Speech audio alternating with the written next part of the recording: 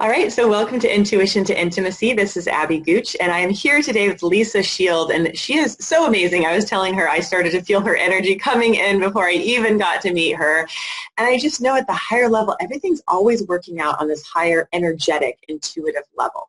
So whether we're seeing things with our eyes or not, we're feeling them in our bodies, we're knowing them in our hearts, and as we trust our gut, which is that really clear intuitive guidance, we can move closer and closer to that true love or deepen the current true love we have and really experience the intimacy that our soul is here for. So Lisa, I would love for you to introduce yourself to our audience and let's get started. What can I say? I am Lisa Shield. I'm a love coach in Los Angeles, California. I am literally one of the very first people to do this work on the planet. When I started 16 years ago, there weren't love coaches. And yeah, my hair, I'm like playing with my hair. You have to stare at yourself on these things when you do them. So I am a love coach, and I woke up, I met my husband after going out on 96 first dates in 2 years. I am not advocating that for everyone. It's just how my journey played out. But I truly found a guardian of my soul. It was a very, very conscious search.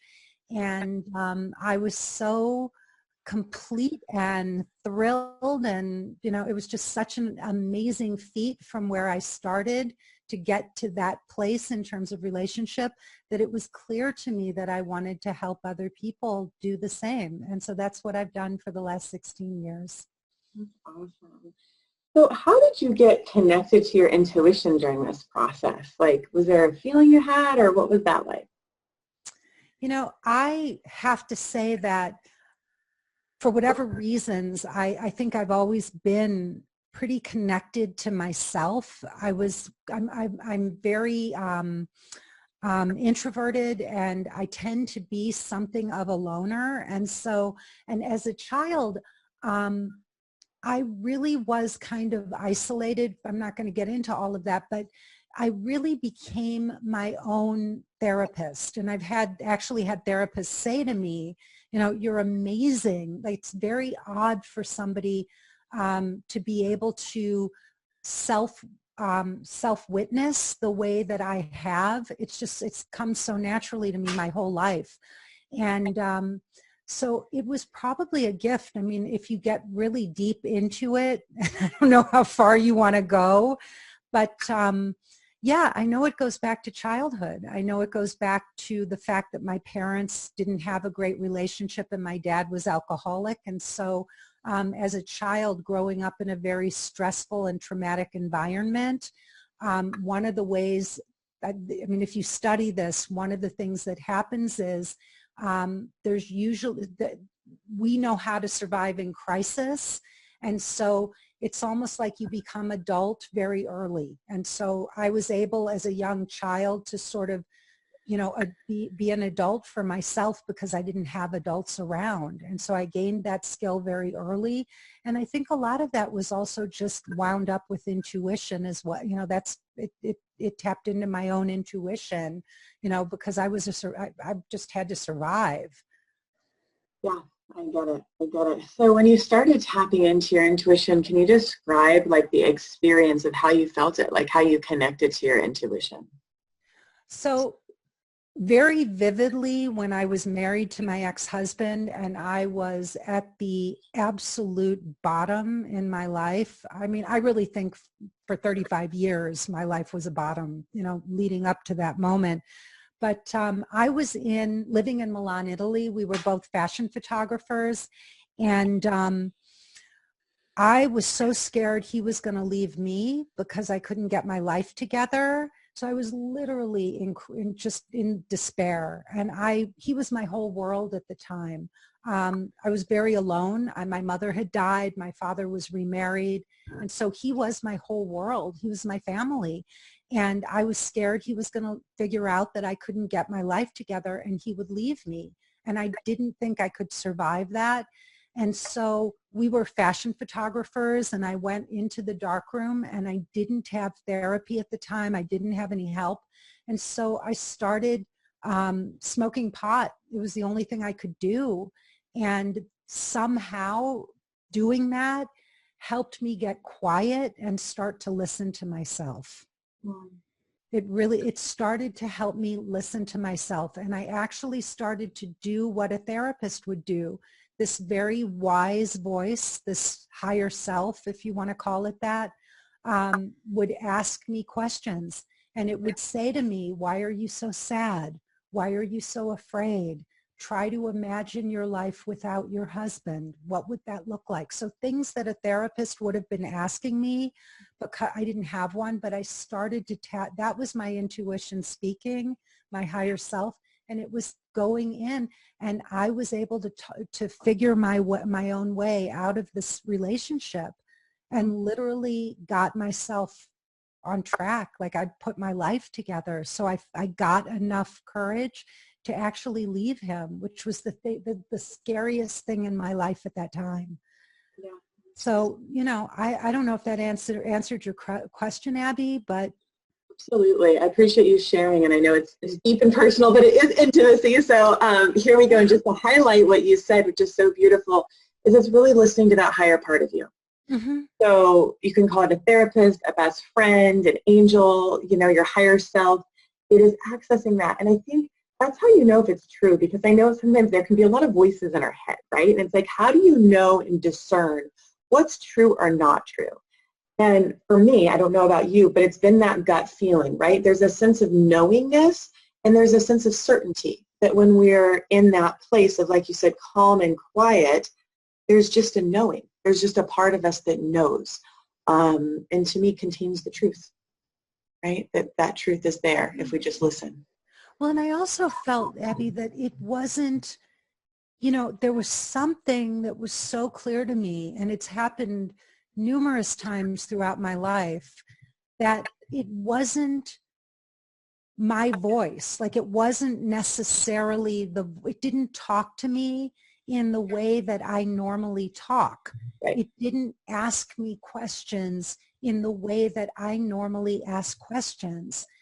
So there was something different about the way that voice spoke to me, the way it framed the questions, the way the clarity, the intensity. I was just, it's a different voice. Mm-hmm. It's different than any other voice in my head. Mm-hmm. Usually different often than what other people have told you too, right? Like for me, I had to really stand in my own power regardless of what people were saying when I was a kid and an adult. And I think that's why I became an intuitive, because it's like, well, what is true? And only we know what's true for us. Mm-hmm. Yeah. It's beautiful. I agree. So what is the biggest block or challenge you see or find in working with yourself or clients around following their intuition to get to greater intimacy?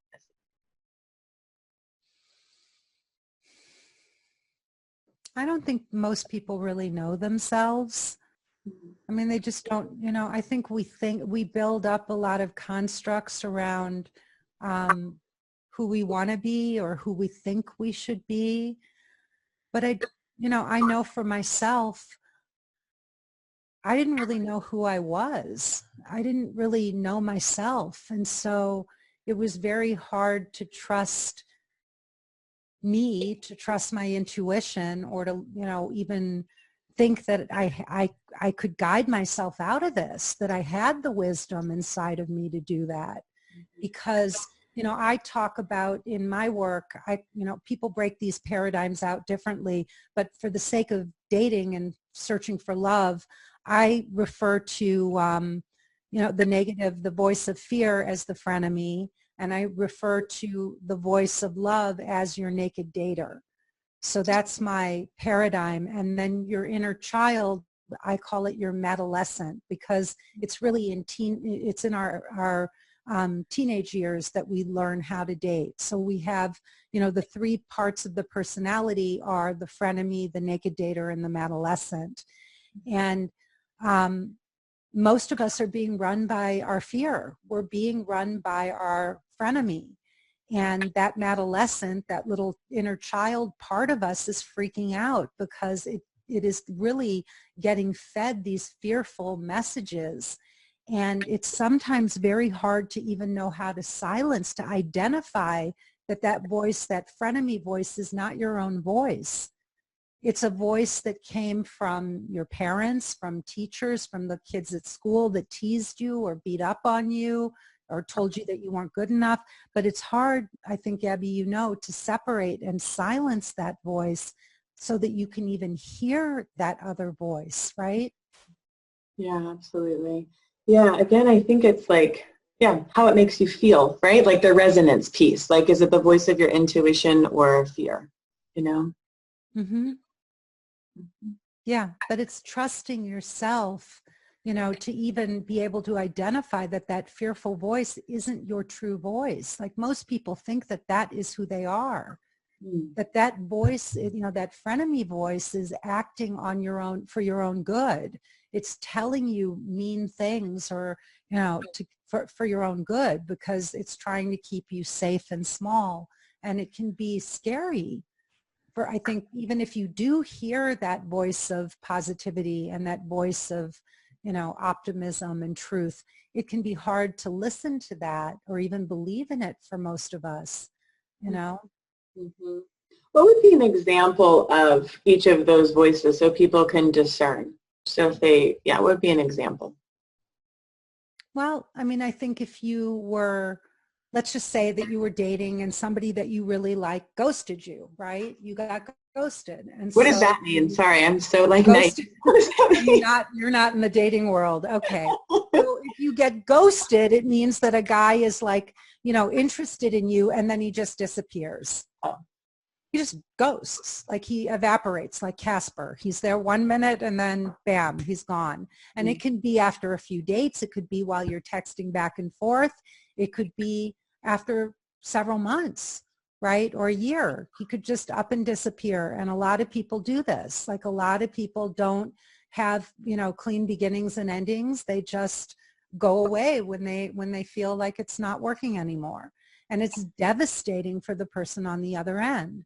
So if your frenemy is talking in your ear, your frenemy would be saying, you know, of course this happened. You know, you're not pretty enough. You're stupid. You're, no, you're fat. You should have lost weight. You didn't, you know, you should have been more of a bitch. You know, you were just too nice. That's what your frenemy would say.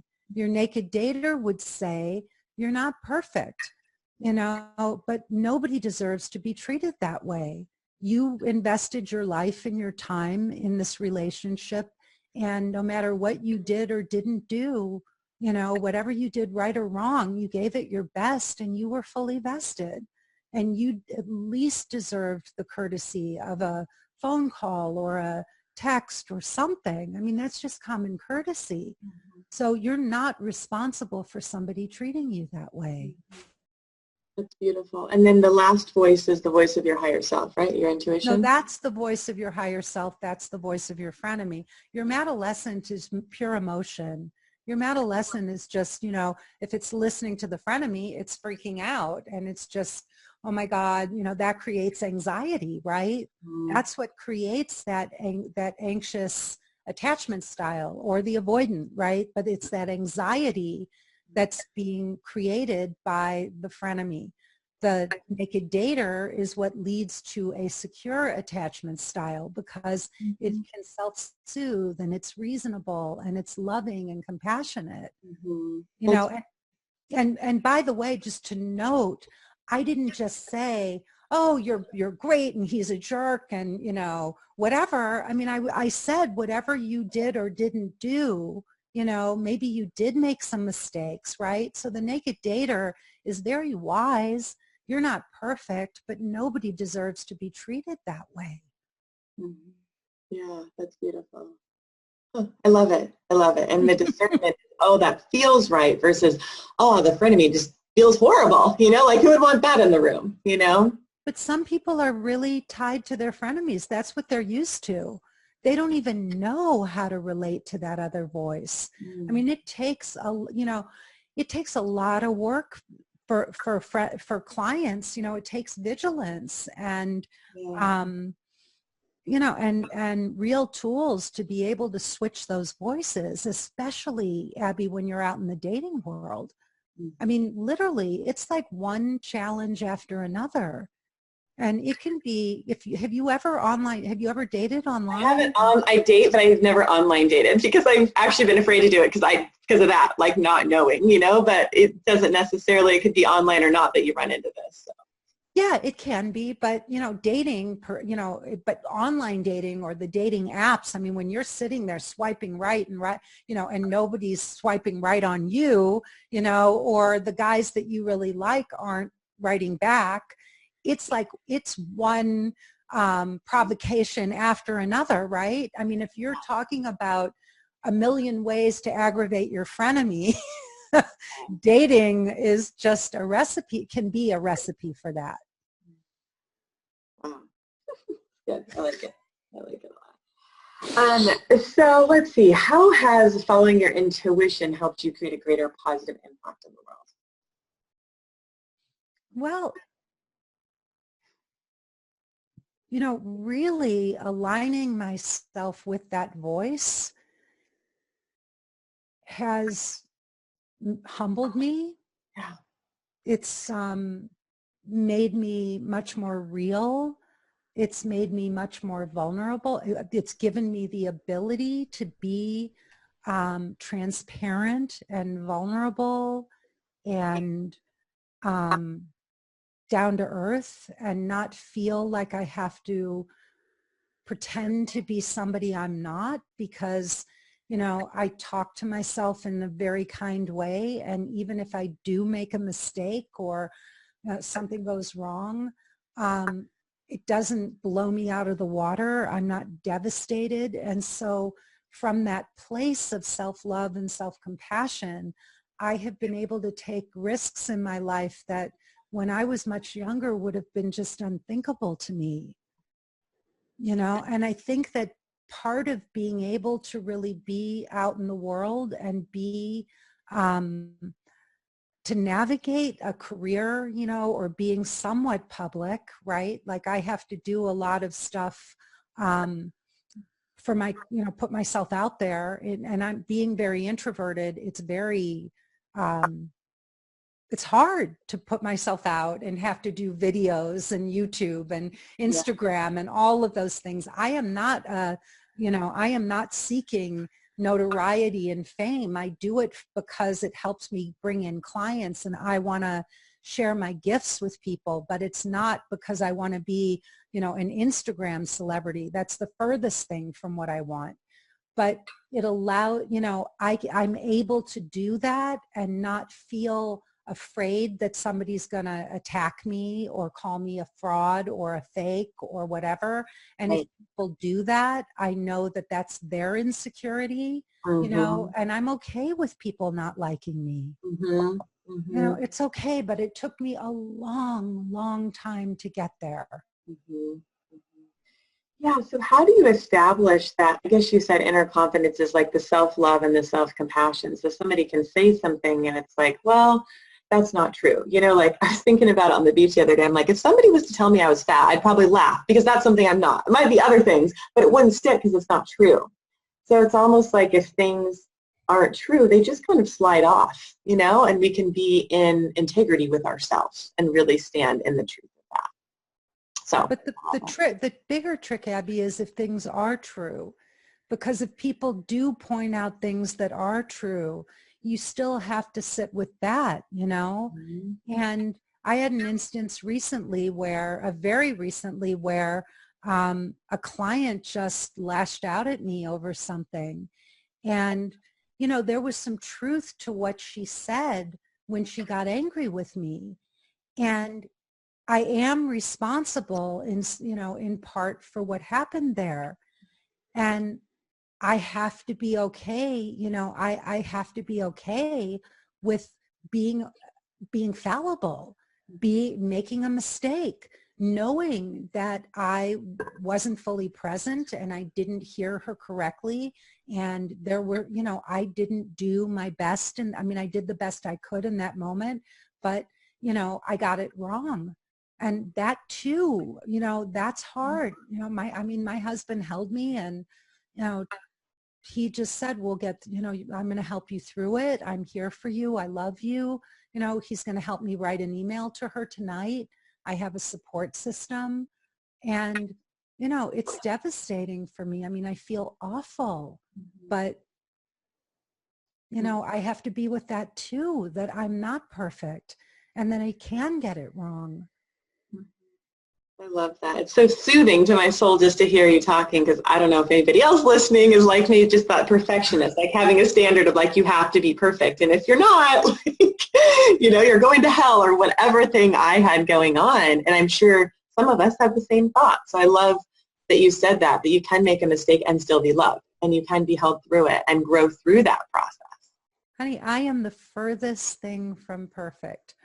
I am the furthest thing. And, you know, being able to own my own imperfections, Yeah. as long as I can be with that and sit with my own fallibility, you know, and learn how to just be with myself and carry myself through those things. You know, I'm in a coaching group right now, like with a very high level group of just superpower coaches. And they have gifts like, I think I'm brilliant. Like I would say my brilliance is in the work I do. Okay. That's what I'm really, where I'm gifted. I am not a super salesperson and I am not a businesswoman. Like these are not my natural frequency, right? I have to do that stuff because I'm not going to get clients if I don't, but it is not on my natural wavelength.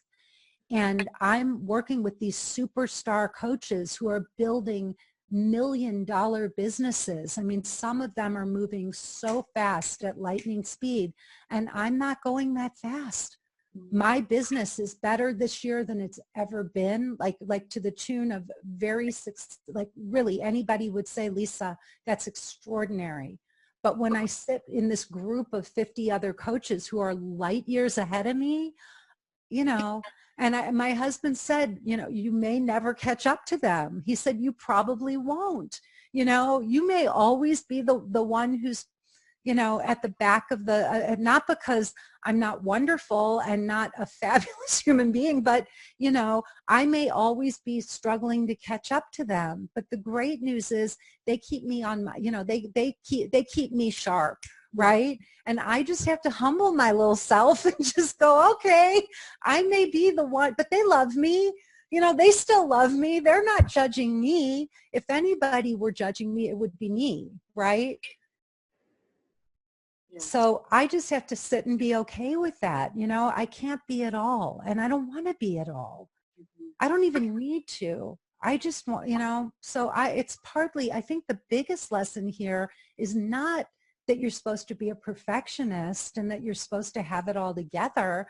I really think the most beautiful thing is being real. Marianne Williamson said something extraordinary. Are you familiar with her? Yeah. Okay, so Marianne Williamson said, so, you know, she said people ask her how close she is to being enlightened, to being like an enlightened being. And, you know, she's got like a whip sharp sense of humor, right? She's so pithy and funny. And I don't know if you'll get this reference, but she said, I don't look at how close I am to being enlightened. She said, I look at how far away I am from being one of those women on Absolutely Fabulous. I don't know if you ever saw this show, but it's a British show with two very famous female British comedians who just drink. They're alcoholics and they just drink and shop. That's all they do. That's great. And it's hilarious. If you've never seen it, it is so funny. And they are so obnoxious and like off the rails. And she said, I just look at how far I've come from being one of them. And that and I feel really good about that. So, you know. You compare it to. Yeah. Yeah. And what if we were just enlightened just to be who we were? You know, like wouldn't that be like a load off to like not have all these expectations of what even enlightenment is? You know, I just feel like there's so many ways we can set ourselves up instead of just be like, okay, this is who I am, you know, and there's light. I think being enlightened is waking up to the fact that we're all the same. Yeah, that Oh, we are no different or better than anybody else on this planet. yeah. And that when you truly know that at the deepest level, and you don't even try to set yourself above and apart from other people, I think therein lies, enlightenment. I agree. That's beautiful. Well said. Well said, my friend. Um, all right, let's see what else we can talk about. Is there anything else that comes to you? It's just so much fun. Ah, you're sweet. Yeah, well, it's a journey, right? I Yeah. mean, it's a real journey, just peeling away those layers. And Yeah. I know, like, I was narcissistic. Like, I was a narcissist. My dad, I don't know if you know about alcoholism, but addicts are, in the big book, it says that alcoholics are narcissists in the extreme.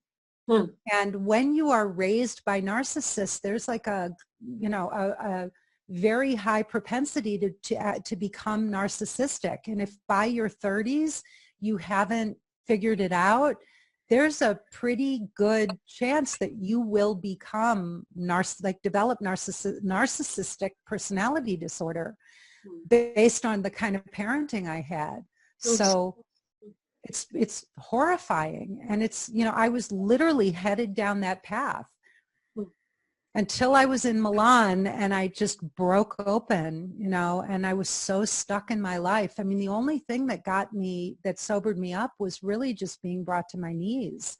I don't know if you've ever had an experience in your life like that. I've seen people that are narcissistic before, and I've been brought to my knees. That's how I started my nonprofit. Yeah, well, I would have been the one bringing you to your knees. Well, everybody has a role. That was his role, actually. Right? Yeah, that would have been my role. I was so full of myself. I mean, I didn't have a clue, of course, right? Because it's all from deep insecurity. Yeah. It's just such a facade. But yeah, I thought I was a know-it-all. I walked around like I had all the answers and I had it all figured out. Oh, Lord. Yeah. No. It was not that at all. But you've been on the other side. Yeah, I did. I mean, and now I'm learning something else. So it's just like it's constantly, like you said, the layers. But yeah, I did have somebody in my life that it actually brought out, like I said, my nonprofit, like my higher purpose. So I think if we can see people for what they're intended, and I love what you said just about the self-compassion and learning, right? So like whatever it is, like rather than becoming defensive, being like, okay, if something is true, like I actually am strong enough to look at that without feeling weak. Like can you be strong in the truth, if there is some growing point. So for me, that opened my heart, is there something I'm missing here without having somebody else, change the truth of you. Do you know what I'm saying? Like be aware of something, but not have them take over your own thoughts, to really be clear about yourself. So yeah, well, it's all, in the end, it's like it is all about us. Like our journey is all about us. And the truth is, like, to be honest, and I know you know this, Abby, I mean, I'm just telling you what you already know, but the kinder I am, the more compassionate I am, the less I get bent out of shape about things. We went to, this is so funny, we went to Mexico for Day of the Dead and I used to import from Mexico. That was a former career. And so I know the culture and I know the people. I mean, believe me, do I know? And so I know what it's like to do business. And we went and bought these beautiful clay figurines, big ones from this couple. And they told us that they would send them, they would pack them and ship them. We're supposed to go pick them up at the border here and in Tijuana. And so I've called them now probably about 20 times since they told us they'd do this. And they still have not shipped them. This was way before Christmas, right? And the old me would have been angry and like controlling and upset. And, this could have really gotten me out of shape and out of sorts. And the man was like, oh, Senora, we don't have, it's so hard to find wood here. Well, they make wood carvings in Oaxaca. Like, that's all they do is have wood in Oaxaca, so, and one excuse after another. And my hand is hurt and this and that. And I just was laughing and I just kept saying, it's okay, senor. It's okay. I know you'll do it. I know it'll get done. Apologies. Oh, I'm so sorry. I'm so sorry. So, finally he called me a few days ago. He called me from Mexico, this old man, and he said, we've got your pieces packed and they're going out on Tuesday. So we'll see. We'll see. Yeah. But, I find that, it just is so much nicer not to just stress about stuff. And then it comes back, it just comes back. Like, people are kinder with me. Being kinder and more gentle with myself has literally shifted everything out there. Like, my life is completely different. People treat me differently. The way people treat me is night and day from the way they treated me when I was younger. I don't know. Have you found that? Have you seen? Yeah, I have. I was thinking of that actually, like just yesterday, like the times, I don't know, about a year ago, I was super self-loving. When I got back from my trip to Bali, I actually had numbness in my legs and I couldn't walk. So I prayed to God and it's like, what do I do? And it's like, love yourself, love yourself, love will heal you. And it did. And then I found love. I found my partner and he treated me amazing and it was super, super awesome. And then patterns started coming out and I started going into the negative spiral, letting him tell me things about me that weren't true. And so then my own perception changed. And then I noticed how the world around me started. Yeah. So, so I'm not sure what the answer is other than to go back to love, to go back to the kindness, go back to the loving compassion. So yes, I absolutely do know what you're talking about and can too. Yeah, agree. Completely. Yeah, it's just crazy how we're trying to change it out there. Right. How we keep thinking, right. To get them to change, right. to get the dating sites to change, to get men. I'm just using my paradigm, but to get the guy to change, to get the system to change, to be mad at the universe. And when you have compassion for yourself and for others, it starts to create a ripple effect from here out into the world. And, the way I'm just astounded at the way, like my clients, if I'm a little late for a phone call or, if I make a mistake, people are so generous and forgiving with me. They're just kind. Yeah. So kind. And I think partly because I don't pretend. Like, I had a client once and I messed up on the time for our call, and we got on the call and I said, oh my God, I am so sorry. I said, I just forgot.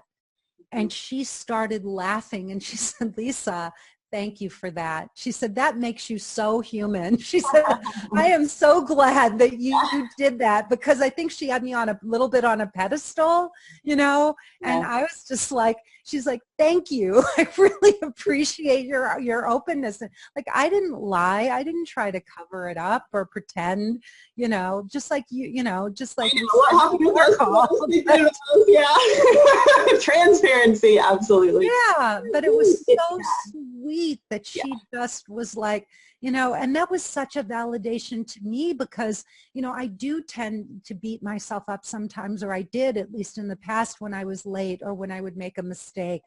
And it was so sweet just to hear, how kind people can be when you're just real and you are coming from love, like you said, Yeah, the word that was coming when you were talking about just even our interaction was transparency. Like, hey, this is what's going on. And so it's like, that is love, right? It's truth. It's like, hey, like, I'm human, your human, stuff happens. And then, we laugh about it. Look, we're laughing. So it is funny. I think so much it's what we make things mean, so about ourselves or others. And imagine, like, what I really want listeners to think about. So my work is called Emotionally Naked Dating. That's the course that I have. And if you think about it, that was, so when we set an intention, right, that's the thing that we're walking towards. So that was my intention, right? I wanted an emotionally naked relationship. I didn't want it predicated on sexual connection or that, you know, or chemistry. Sure, that had to be there, but I really wanted this deep emotional intimacy that I had never really had in my life. And now my husband and I are so, you know, he is literally the most humble person I've ever known, like genuinely to the bone, like does not have an egoic bone in his body. And very, very, just very self-actualized, evolved man. Maybe the, you know, not maybe, the most evolved person I've ever personally known. And we literally walk around in our relationship because we are so transparent. We walk around literally 24/7, completely emotionally naked. Like I remember relationships where I had so much shame and fear that I was tiptoeing around, you know, afraid that I would say or do the wrong thing and that it would explode into an argument or another discussion or, you know, something. And we don't do any of that. Like we literally just walk around. I mean, seriously, we had a disagreement once. I mean, this was our disagreement. I posted something on Facebook that he said. It was really, he's hilarious, right? And he made it a funny kind of off-color joke. So I posted it. I have a private Facebook group for dating called Dating Without Drama. And I posted it in the group, right? And I got like all these likes and laughing, whatever, really quickly. Everybody loved it. And I said to him, your joke got it, you know, is getting a lot of hits and or likes. And he said, you didn't post that, did you? And I said, well, yeah, it was hilarious. And he said, look, you can't post something that I wouldn't say in public. He said, I said that to you, but I would never say that to somebody. And I was like, but it's got so many likes. People really love it. I you know, and he wanted me to take it down. So I took it down, and we got home, and I came in my office, right? And I was sitting here, and I'm like, if he comes in and he asks me if I'm okay, I'm going to tell him no. I'm going to tell him I'm fine, right? And then I said, Lisa, you're a grown woman. You can't do that. You can't do that. You're a grown up. You can't do that. If he's going to be thoughtful enough to come in and check on you, you have to be real. So he came in, he knocked on my door. He said, are you mad at me? And I said, yeah, I'm mad at you. And he said, well, you know, and he said, well, I'm mad at you. And I said, okay. And he said, okay. And then he said, I'll be in my office if you need me. That was our whole fight. Yeah, just a disagreement. And, you know, it's funny, right before you called, because I've been sorting some things out between boundaries and control. And to me, boundary is when, like, you have right of your own personal space, your Facebook page, your house, what else, like your car, right? You can say, no, you can't enter my house. No, you can't post something on Facebook because that's me. But it's different to control somebody and say, no, you can or cannot do that. And so I have learned that in these last few months, it's been very discerning to say, wow, no, the reason my intuition says this isn't right is that's controlling, but that's a boundary. So I don't know if there's anybody in healthy or unhealthy relationships, but if that helps to kind of have that discernment. And again, to use our body's wisdom. You know, like for me, I would shake sometimes. I'm like, why am I shaking? Because something's off. Well, why am I calm? Why could you and your husband go in separate rooms and be calm? Because it's okay. It's a boundary. That's his information, so that would be his right, right? It would be different. You know, I think it would be different if he was saying you could or could not do something that had to do with you, but that was his, right? That was what he said. Yeah, and I didn't ask if it was okay. And he literally said, I don't want to feel like I have to watch my words when I'm with you, you know, because you're going to put something on Facebook that I wouldn't be okay with. And he said, if it's not something that I would choose to say in public, I'm not okay with that. And, you know, I knew he was right. I mean, I did. I just didn't want to take it down because it had lots of likes. Yeah, but again, going to that was his words, not yours, you know, so that's. And they were his words. Mm-hmm. Yeah. Yep. Yeah. And so, you know, I'm a big girl. I could be okay with not, you know, being right about everything. I mean, I was still, you know, whatever. I had my moment, but, you know, we just don't, yeah, I mean, and we're okay. Like there's enough integrity and love in our relationship and there's enough trust and safety that something like that can happen. And, you know, it doesn't even really faze us. Yeah, absolutely. Oh, Yeah. awesome. Yeah. So, Lisa, do you have access to, or a way that people can get access to your program and also just reach out to you if they want to work with you more? Do you want to share anything about that?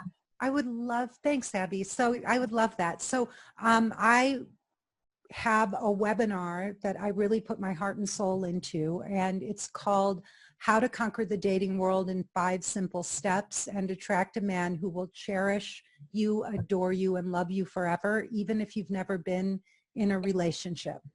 So you can access that by going to lisashield.com, and you can just sign up there and jump on the webinar. And if you like the webinar and you want to actually talk to me on a call, if you're considering getting some coaching in this area, then you can jump on a personal call with me, and we'll see if we're a fit. And then I also have, as I mentioned, my free group. It's called Dating Without Drama. There's about 5,000 plus members in it. And what's so great about it is that there are both men and women, and there's a very lively discussion. There is some drama in Dating Without Drama, but if you can kind of sift through and not let things, you know, not take things too personally, people have actually written to me in the two and a half years I've had it and said, I met my partner because of what I learned through your group. So yeah, and I go on that group quite often. I approve the posts along with my assistant, and I often comment on the posts. So those are ways to reach me. What a gift. What a gift. Thank you for sharing that with our world. It's so important, and like, we're all so worth that. So what a great program and opportunity for people to have that. Thanks, Gabby. Thanks for the opportunity to do this. This is awesome, and to meet you. This is really lovely. Oh, thank you. Yeah, it's my passion. I just love intuition, right? Like, we're brought together for a reason, and everybody watching this is. So I'm just happy that everybody's here as well. So thank you to everybody watching, and we'll see you on the next episode. Take care, everyone. Bye. Bye-bye.